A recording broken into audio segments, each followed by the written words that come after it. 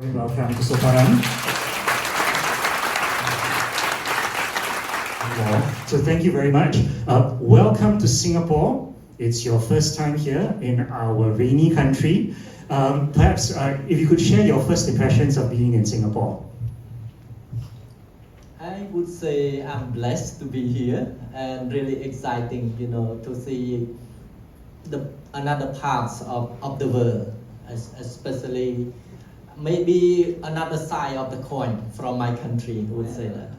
I have to say that I was born in not in a Christian family, so we practice many traditional practice, and it keep on from my grandparent to my parent and to myself as well.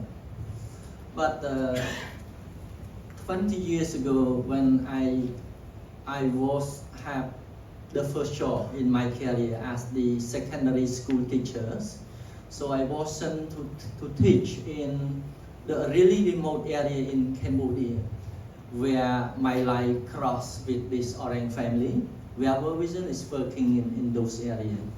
And then later on, I have the opportunity to volunteer with World Vision, and that the first time that I start to hear the God words through the devotion from World Vision every morning. A young poor man like me have the opportunity, to give my life to the other people. It's really a privilege for me. So I love the job that I'm working, the work that I'm working, and I start to also hearing more about the God's calling through the verse and through the devotion that I have so far. But still not accepted for that.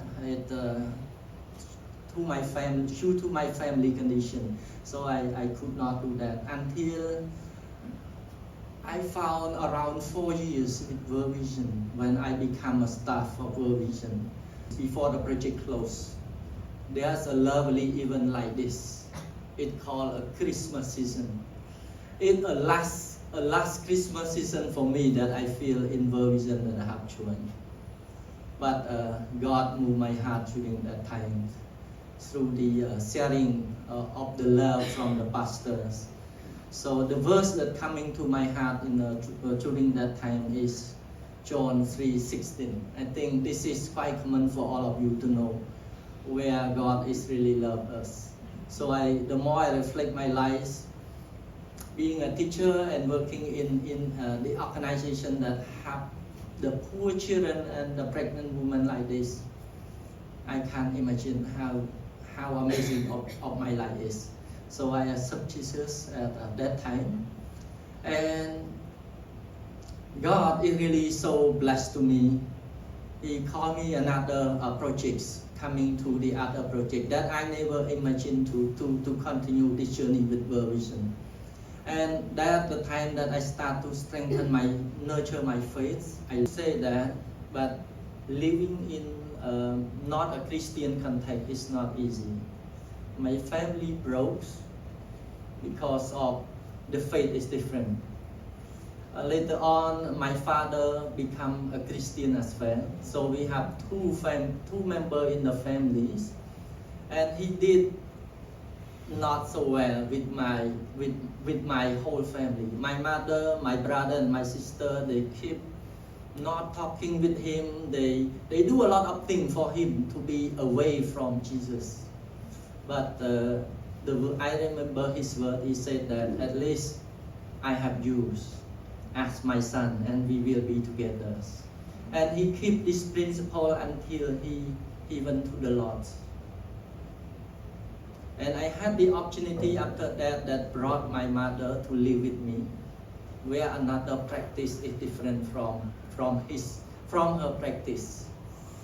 And I would pray the Lord. 4 years later, she became a Christian as well, with the thing that I have witnessed with my family life there. So she just sharing the testimony last week in her church, how her life have been changed through her son that God calling. So I feel this is something that God really blessed me. And I keep doing that and have some personal mission as well. Whatever I can do to support the ministry of God, especially in World Vision. You see the journey of 17 years in this organization is it's not a job for me. It's a calling. It's the life investment. It's the way that we witness the love of Jesus to the poorest family, to the most vulnerable children in the remote areas. That are what I keep myself and remind myself in my works. One of the words I told my team, you have, in your work, you have crossed a lot of nice places, nice hotel, nice building, beautiful park, but in your day of the job, you end up sitting in the slum. In the most, where the most vulnerable children are. So if you go to the third road, I mean another sub road, where most of the visitors miss that place, the life is different there. You will see a lot of suffering from the children that they neglect from their parents. So most of the people who live in the slum, they live day by day, live a day, 4 days. So most of the parents, they leave their slum in the community in the morning and let the children to stay in the house, in the slum. Children looking after the children, or some children that have enough strength, they can be forced to pick up something or selling something in the street. That are the lives of the children there. And the most thing that moved me in my work when I visit one of the place in the urban slum in Cambodia, in Phnom Penh. So you could see in the pictures on the above one. One of the community, they live in the graveyards. They use the grave as the table. They use the grave as the bed to sleep. They use the grave as the playground for the children. And that's where their life is. And sometimes we don't see that. It's a missing place until we discover that there's a need. They also want a joyful life as well. And when I visit that place, and I see the condition of my family, we sit on the table, we have a food, and looking into the eye of those children in the slum. It moved me, and it moved my team. So the one working in Phnom Penh urban, most of the people, they feel like they are a joyful working in the city, but no, their life is end up in the urban slum, and sometimes they need to work until the evening time, until the parents come back from work to meet their children. And that where we are really working. And I would say that the main point is about the income generation there.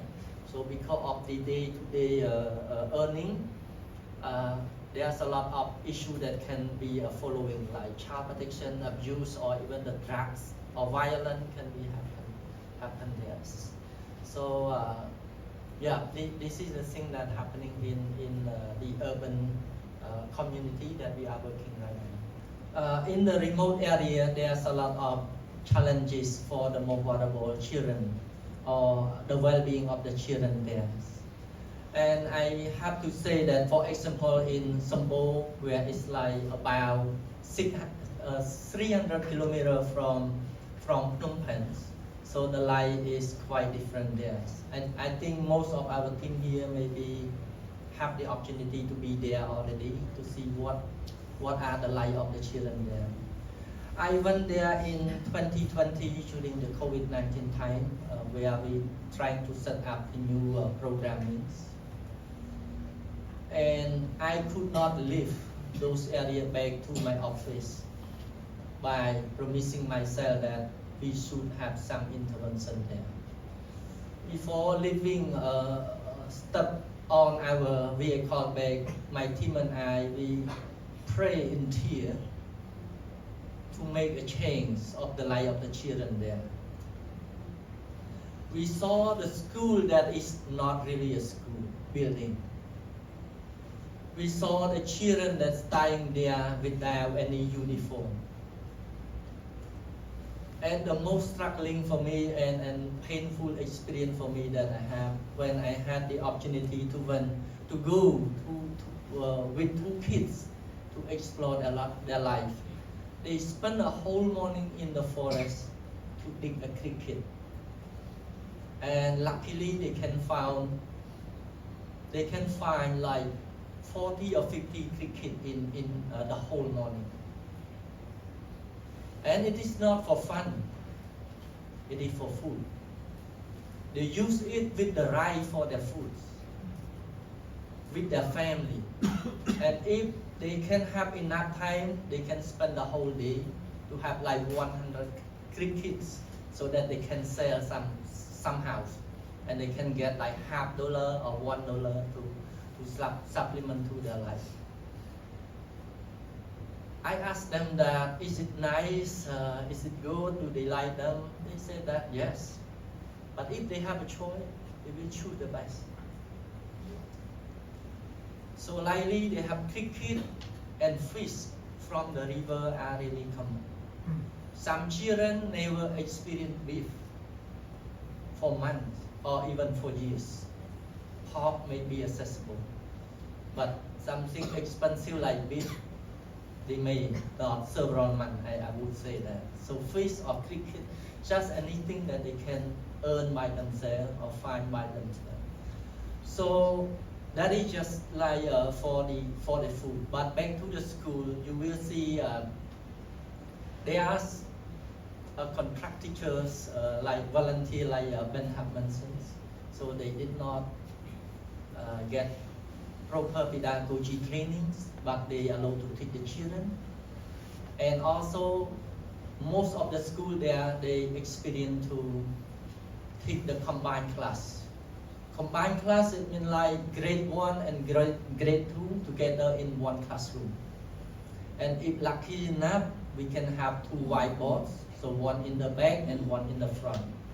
The children in grade 1 straight to the front, and the student in grade 2 look into the backs. And the teacher teaches grade 1, and then they put a classwork for grade 1, they move to take the grade 2. And they put the classwork in the grade 2, and they move to the grade 1. This is the lives of the children in the community, where I feel like I cannot live those areas, you know. And I just said this afternoon as well, most of the world leader, we declare ourselves, or we put our promise like, let no one behind. And when I see those situations, I don't know what does this word mean to our children in those areas. What does those words mean, that no one left behind? So luckily we have a supporter like you. I think some of you have already sponsored for the children in some UAPs, and we starting our program there already. That we already keep a hope, or give a seed of the hope for the children there already. So yeah, that just some of the highlight, I would say, the lives of the children and the community in the rural areas. So it's the darkest time in Cambodia, I would say. And I'm not the generation that have been experiencing that, but I have learned a lot from the history that I have learned, and I have heard from my parents about the darkest time that we have there. We have there. World Vision have operated in 1970 in Cambodia, but the Khmer Rule regime have happened in 1975, 5 years later. And then the operation was stopped. And we re-enter again in 1980, like when we got, we get over that regime. Only 3 among 270 staff alive from that region, from that darkest time. And they are the faithful leader that coming back to share the witness of how World Vision have been implemented, and as well as the witness how Christ keep them alive to be a witness of what happening. And I think this is the thing that really move me and the other team as well, like a next generation, how a faithful leaders move us to share our love to the community and the children. And I would say that I have been traveling to some of other countries as well. And when I present myself that I'm from Cambodia, it's not surprise me when they get the impression that the killing field. So the world knows us as the killing field. And when I came back and I told my team, I said that it is our history, the killing field. But we let us building another history, a history of a living field for a boy and girl that we are doing right now. And with a generous support from you all, I would say that we are now in a journey of building a living field for our boy and girl in our future. And I'm sure in the future the world will know us that a living field for boy and girls. Amen. Touch my heart, or I would say why it keep me in this orange family for so long. I remember when I was a time as the area program manager, and we did the register children, the sponsor children recruitment. So I was in the one place that I facilitate the children to draw the pictures and have the children have smiling, and then one of the things that I provoke the children is asking them about what they want to be in the future. And there I heard a lot of things that really inspired me with the word of the children, yes. And I remember one of the story about the boys, that when I throw this question, what do you want to be in the future? And then this boy saying that he want to be a nurse.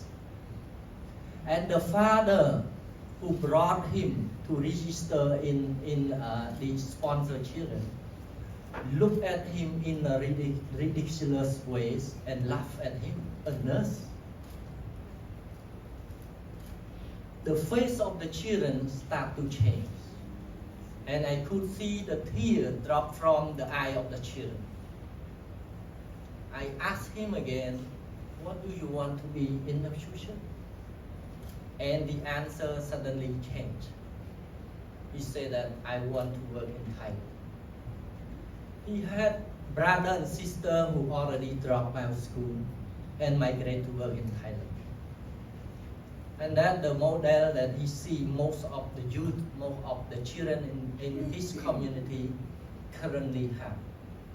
I stopped the operation and then I talked separately with the father. I said that, why you block the dream of the children? World Vision here, we cannot promise that dream come true. But I would say we are here to let them to dream their dream. At least we want to make them dream their dream and keep their dream alive, keep their hope alive. So I talked with him like 5 to 10 minutes until he understands, and then he say sorry. But when I came back to the place, I did not ask the children again, but I said that you are a nurse, a future nurse.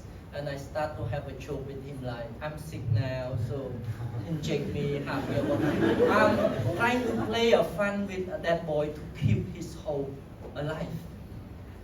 And it linked to myself as well. I also want to be a nurse. But my dream is not achieved.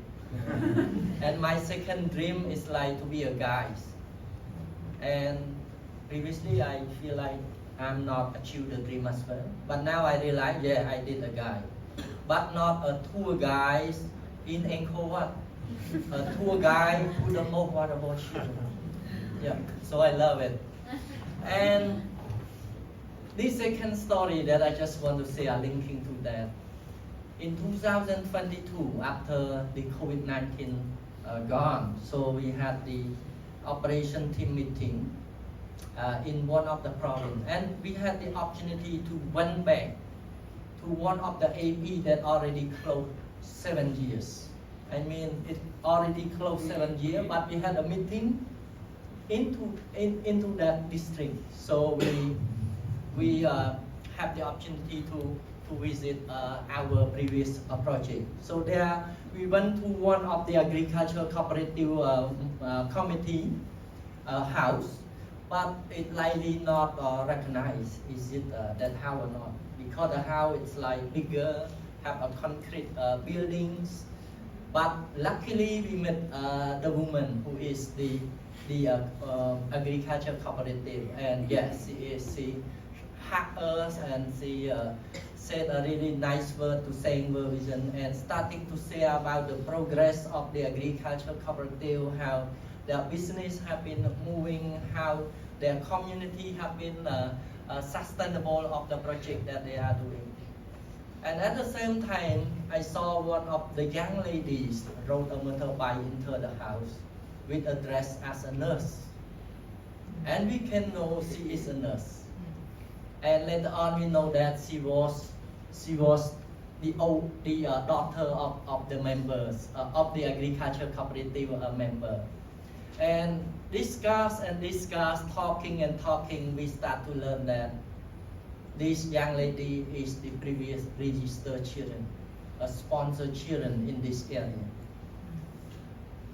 We are so blessed. We are so happy. To me, I'm so excited to know that. But before moving out of that house, one of the things that keep me remember when we throw one of the question that what did you put in your introduction letter that what do you want to be in the future? And the answer is really amazing. She said that at that time I say I want to be a nurse. That's where I am now. My heart is pounding, and I'm coming out of that house and sending a message to my team. I say that whatever role we have, whatever title that we have, I don't care. But our role is to make the dream come true. The children like this come true, to keep their hope become the real hope for their children. Yes, and because of the time, I will not talk much. But one more, I just want to say about our current staff as well.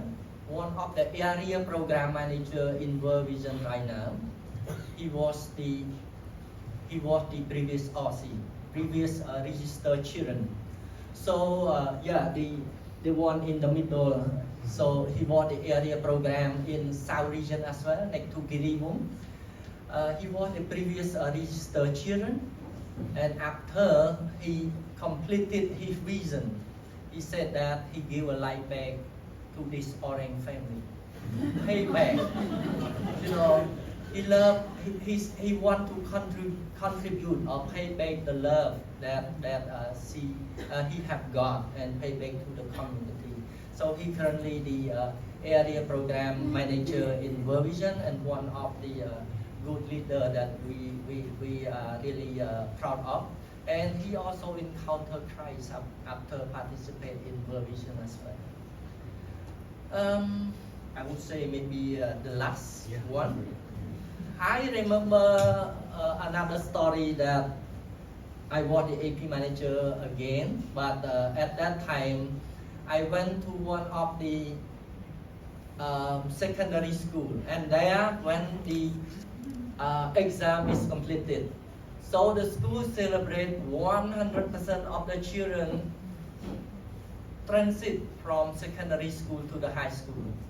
I'm so excited, you know, and really asking the question, oh wow, amazing, and why I'm here, you know. Later on, I went to meet the school director and the teacher. I start to learn that the 100% is 43 students in the whole secondary school, where in that commune have 13 villages and have only one secondary school. So hundreds or thousands of youth that have been missed opportunity to participate in the grade 9s. Later on, I learned that there is one youth that studying in high school, but he dropped his dream because no one in his community had a job or complete the high school. So better for him to drop and go to find a job. So he went to Siem Reap somewhere and then sell a labor in a gasoline station. And when I know about that, I talked to our team. I said that we better not to do our education program. If this young man not getting a job, because he's now like in grade 11 or grade 12. So let's bring him back. So our team wrote a motorbike and find him in a gasoline station and persuade him to be back, like one of the model for the children in the community. And his dream, he want to be a teacher. So later on, we engage him with the other organization to teach the children like English for children and basic computer in the community like a volunteer. And then 2 years later, he had the opportunity to become a real teacher in the community. So he got a pedagogy training and become a teacher. And unluckily, I left that program to the other area at that time. But last 2 years, when I went there again, he's not a teacher anymore. He is a school director in the community there, beyond what his dream. So VG or the team, I would say, this is the full impact or the whole transformation of the sponsorship program that I would say. It would not able to see in one time we visit, but a whole journey of the area programming that we are doing. So but to see after we finish or even we are likely to finish, like when have visit our program that will finish in FY24. So yeah, I have to say that thank you for all of you here to make that dream come true, to keep their hope alive. So your donation is not just help them, but I would say your donation is a seed to keep the lives a hope, to keep the hope continue for their lives, and to keep the dream come true. Or I would say to bring back their childhood in the experience that they have. So I would thank so much on behalf of the children in Cambodia, from Kiriwong, from Sampur AP. I would say thank you for all of you for the generous help.